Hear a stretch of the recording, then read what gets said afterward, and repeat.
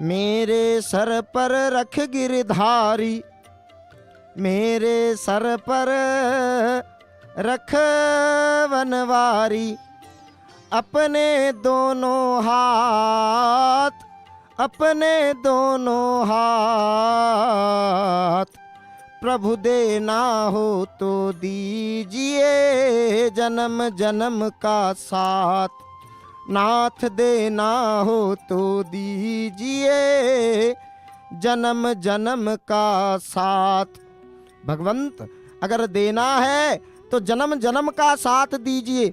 जेहि जोनि जन्म हूँ कर्म वसत जी, नाथ पद अनुराग हूँ।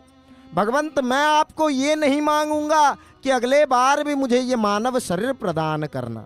आप मुझे किसी भी जोनी में भेजिए, चाहे मुझे पशु की योनि में भेजिए, चाहे पंछी के योनि में भेजिए, चाहे कोई छोटा सा कीट पतंग की योनि में भेजिए, परंतु भगवंत जेही जोनी जन्म हूँ, मुझे किसी भी योनि में भेजिए।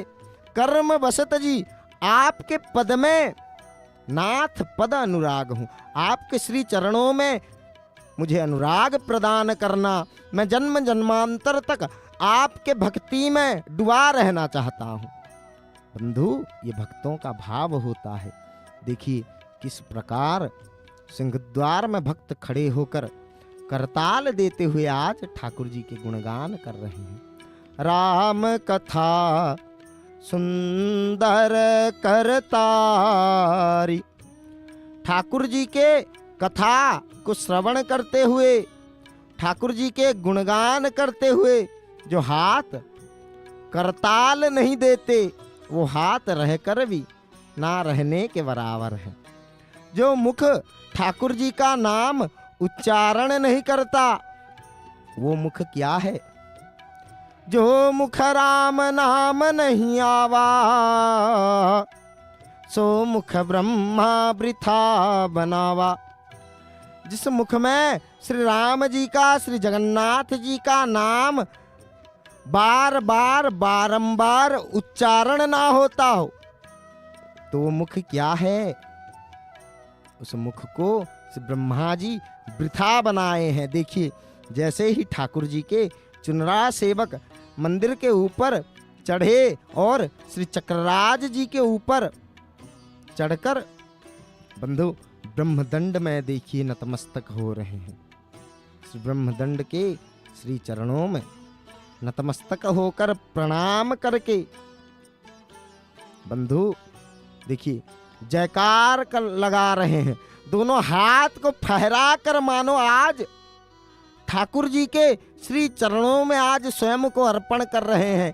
ये जगत मंगल के कामना कर रहे हैं श्री पतित पावन ध्वजा जी के श्री चरणों में। तो बंधु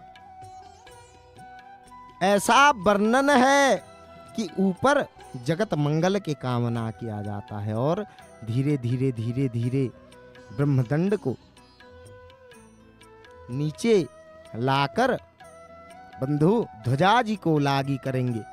ये कल के ध्वजा नारायण हैं। और बंधु इधर भक्त देखिए वर्तमान इस समय पर ये सिंहद्वार प्रकंपित हो रहा है। इस मंदिर के चारों तरफ हरिबोल हुलाहुली शब्द से मानो ये शहर आज प्रकंपित हो रहा है। इस धाम के, इस शहर के प्रत्येक गलियों में से आज ठाकुर जी के नाम का उच्चारण जय जगन्नाथ, जय जय जगन्नाथ, जय जगन्नाथ का ध्वनि सुनाई पड़ रहा है। और हरिबोल हुलहली के शब्द आज ये सिंहद्वार को प्रकंपित कर रहे हैं। और इस सिंहद्वार में खड़े भक्तों के हृदय में बंधु ठाकुर जी का नाम मानो गूंज रहा है। कर्ण के माध्यम से नाम प्रवेश करके मानो भक्तों के हृदय में वो नाम गुंजित हो रहा है, गूंज रहा है। तो बंधु ये हुलाहुली क्या है? ये उड़ीसा का और बंगाल का एक परंपरा है जो भगवत पूजन के समय भगवती के पूजा अर्चना के समय जो माताएं होती हैं वो मुख से एक दिव्य ध्वनि, शास्त्र सम्मत एक ध्वनि को प्रकट करती हैं, जिसको जगन्नाथ जी के भाषा कोश में, उड़िया भाषा में जिसको हुलाहुली कहा जाता है। देखिए, धर्म की जय हो, अधर्म का विनाश हो, प्राणियों में सद्भावना हो, विश्व का कल्याण हो, गौ माता की जय हो, भारत वर्ष अखंड रहे, सनातन धर्म की जय हो।